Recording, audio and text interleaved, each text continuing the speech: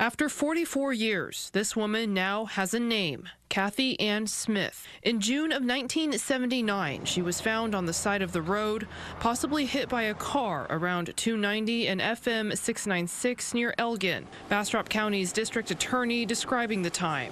A dead person, a homicide, that was huge news because it didn't happen. Smith was from Houston, was adopted, and was 22 at the time. She has a daughter.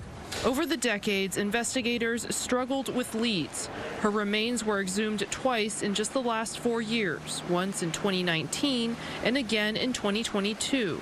It was difficult to get enough DNA for testing.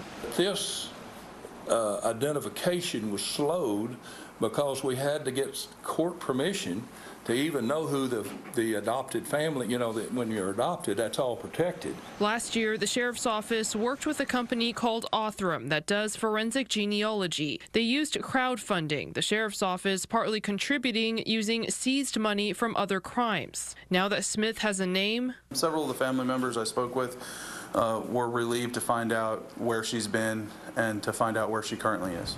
Deputies are considering serial killer Henry Lee Lucas to be responsible for her death.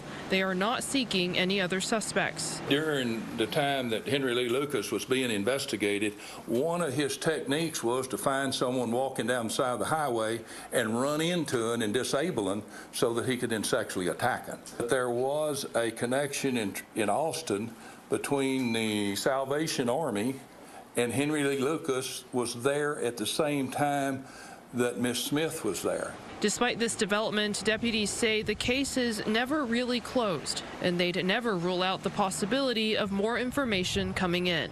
There is a family that can rest in peace, and there's an individual who's not an indigent person in a grave. And that's a beautiful thing.